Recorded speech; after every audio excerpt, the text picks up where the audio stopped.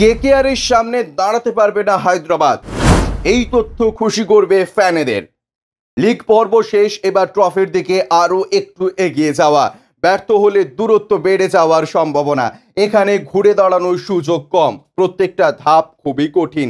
Kolkata night Riders এবং Sunrisers হায়দ্রাবাদের কাছে অবশ্য জোড়া সুযোগ থাকছে।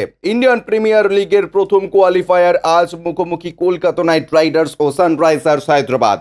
জিতলে প্রথম সুযোগেই ফাইনালে পৌঁছে যাবে, হারলে দ্বিতীয় সুযোগ থাকছে। এই দ্বিতীয় সুযোগ থাকছে শুধুমাত্র পয়েন্ট টেবিলে প্রথম দুইয়ে থাকা দলের জন্য। ম্যাচ ভেস্তে গেলে লিগ টেবিলের শীর্ষস্থানে শেষ করা ফাইনাল নিশ্চিত হয়ে যাবে কলকাতার। আর ম্যাচ হলে ব্যাটারদের হাতেই কি চাবি? ইন্ডিয়ান প্রিমিয়ার লিগে এই মরশুমের সবচেয়ে ধারাবাহিক কলকাতা নাইট রাইডার্স, যেটা অলরাউন্ড পারফরমেন্সে। উল্টো দিকে সানরাইজার্স হায়দ্রাবাদ, এবারের আলোচনায় যাদের বিধ্বংসী ব্যাটিং। লিগ পর্বে কার্যত প্রথম ম্যাচেই ব্যাটিং ঝড় দেখা গিয়েছে। লিগ পর্বে নিজেদের শেষ ম্যাচেও ঘরের মাঠে পাঞ্জাব কিংসের বিরুদ্ধে 215 রানের টার্গেট তাড়া করে জিতেছে সানরাইজার্স। আইপিএল এর ইতিহাসে সর্বাধিক স্কোরের রেকর্ডও সানরাইজার্সের দখলে। গত ম্যাচে ট্রাভিস হেড গোল্ডেন ডাক হয়েছিলেন।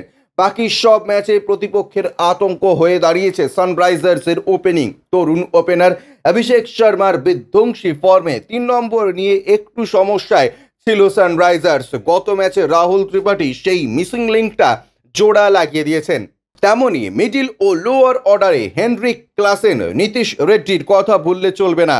কলকাতা নাইট রাইডার্সের এই ম্যাচের আগে মূল চিন্তা ওপেনিং। মনে হতেই পারে এবার তো কেকেআরের ওপেনিং জুটি সুপারহিট, কিন্তু ফিল সল্ট দেশে ফিরে যাওয়ায় ওপেনিং জুটি বদলাতে হচ্ছে। সল্টের পরিবর্তে নারিনের সঙ্গে জুটি বাঁধবে গুরবাজ। গত মরশুমে নিয়মিত খেলেছেন, একবারও ম্যাচে সুযোগ পাননি। এবার লিগ পর্বে কেকেআরের শেষ দুটি ম্যাচে বৃষ্টিতে ভেস্তে গিয়েছে, ফলে প্র্যাকটিস ম্যাচ পাননি গুরবাজ। ব্যুরো রিপোর্ট, ইউজে নিউজ।